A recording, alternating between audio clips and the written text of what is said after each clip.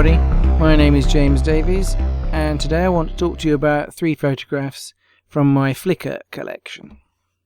So I chose these 3 photographs simply because they've ranked quite highly on my statistics in Flickr.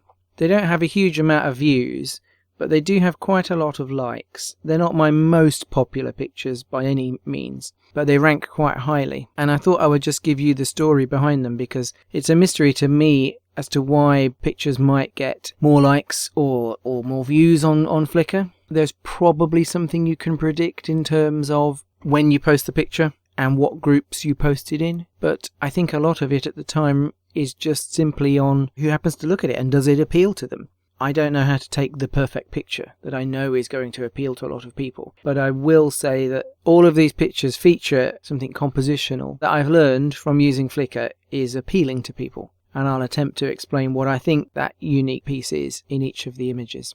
So this first image was taken in New York City on a trip I made in April and May 2016. So I went to New York for a cultural tour with my niece, and I took 3 cameras with me. This particular picture was taken on an Olympus Zoom 80 DLX, which is a compact camera. The picture was taken using Kodak Portra 160, and I think it was the first time I'd used Portra, so I was not sure when I took this photograph what the picture would come out like. It is cropped, so you'll see in this photograph that there are 2 spires. Those are the spires of St. Mark's Cathedral, and the picture shows more of the cathedral building, but not anything particularly interesting. So I opted to take a sort of cinematic widescreen type view of this by cropping out that unwanted part of the picture. So I took this photograph from my hotel room. This was the view I had from a hotel called the Lottie Palace.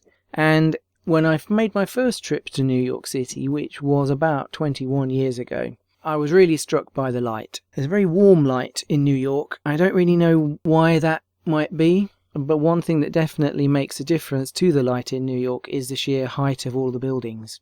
You have to go quite a distance to find a place in New York where you're not surrounded in some shape or form by skyscrapers, basically. And therefore the light is constantly filtered, either through gaps in the buildings or from reflections from whatever the buildings are made from.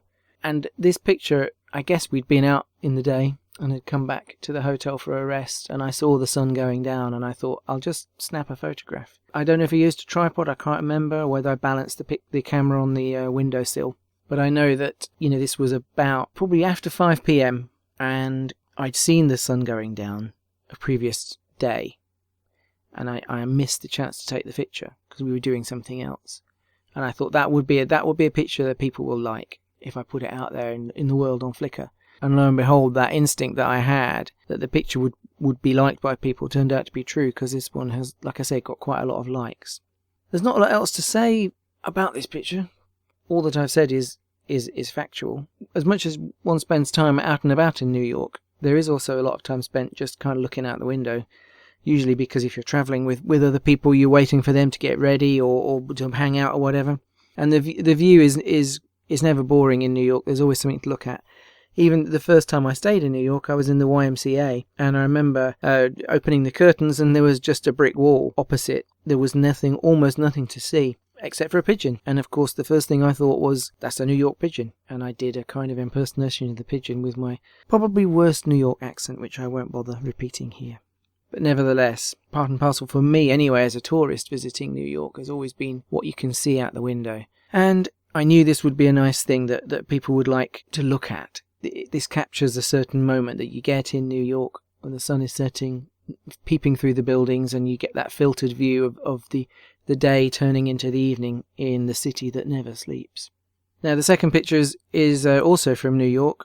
It's taken on a different camera and film combination this time. This is the Vivitar Ultra Wide and Slim and Kodak Ektachrome 160T, the tungsten film, which looks so nice in this cross-processed format. As I recall, this picture was taken fairly early in the morning. We got up early and got out and about. It can't be that far from where we're staying, because in the left-hand section of this picture there's a tall, thin skyscraper, a modernish building built fairly recently. And we were not that far from the top of the rock, and when we went up the top of the rock, you could see the Rockefeller Center. You could see that building was fairly close. So I think this is more or less in the neighborhood in which we were staying. It was a really good position in Manhattan. And like I say, this was taken what's out and about. We were walking, and again, I thought, that's an appealing image. I spend a lot of my time looking up, I think, because I'm not very tall in general. But in New York, it's a definite thing. You don't have a lot of middle distance in a crowded city. And in Manhattan is a very crowded part of New York. You can look ahead, but you can't see much, particularly if you don't know any landmarks. It's just buildings followed by buildings followed by buildings.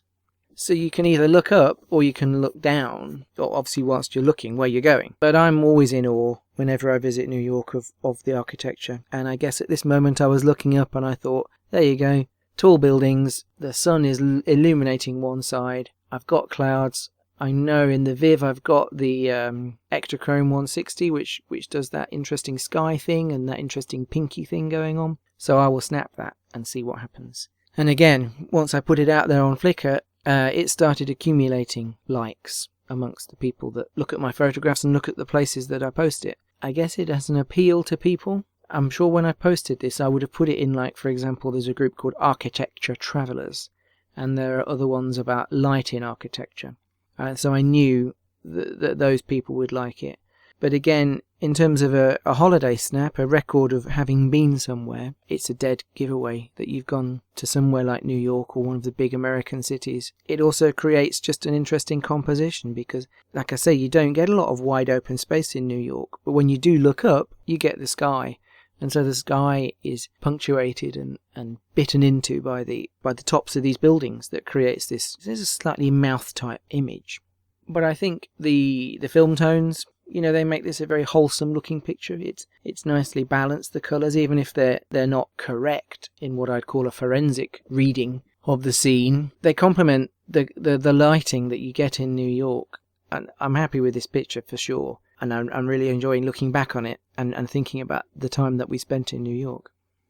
And so the final picture is not in New York. It's not from New York at all. It's from a place called Hunstanton, which is a seaside town in the UK. And I took a trip there in the summer of 2015. I'd been to stay with my cousin, and I went for a little bike ride up to Hunstanton because I'd never been there and I wanted to check it out. So the picture was taken on a Yashica Samurai 3 camera using expired Kodak 400 film. And that is just what it was called, Kodak 400. It wasn't Kodak Gold or anything special like that. It was from my expired film stash, and it was a cheap consumer 400 ASA film.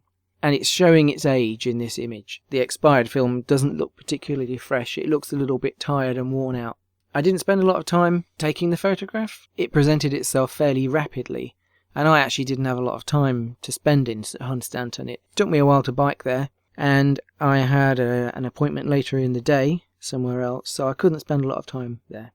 The Samurai is an interesting camera. It's called a half frame camera, which means that it uses half of the normal 35mm frame. The advantage this gives you is that you can get 72 pictures on a 36 exposure film. A disadvantage of this is, of course, it only uses half the size, and so you're looking at a smaller proportion of the frame, and potentially you have more grain. If you're shooting expired film and expecting that expired grainy look, then you're in luck, because you definitely get more grain from this way. But as I recall, I was just wandering about with the bicycle. So the other thing about the Samurai is the film goes vertically. You put the canister into the camera and you pull it down, not as opposed to putting the canister in the camera and pulling it across like you do most normal 35mm cameras. And it's built, therefore, a bit like a video camera. You can sort of lock it in using a strap into one hand, and all the buttons that you need to operate it are within the reach of your hand. So I was able to walk about with the bicycle and quickly snap something, and it's a very fast camera. You literally look into it, squeeze the trigger, it focuses and takes the picture and winds it on super quick. So I was walking and snapping and I wasn't spending a lot of time composing these shots. But this little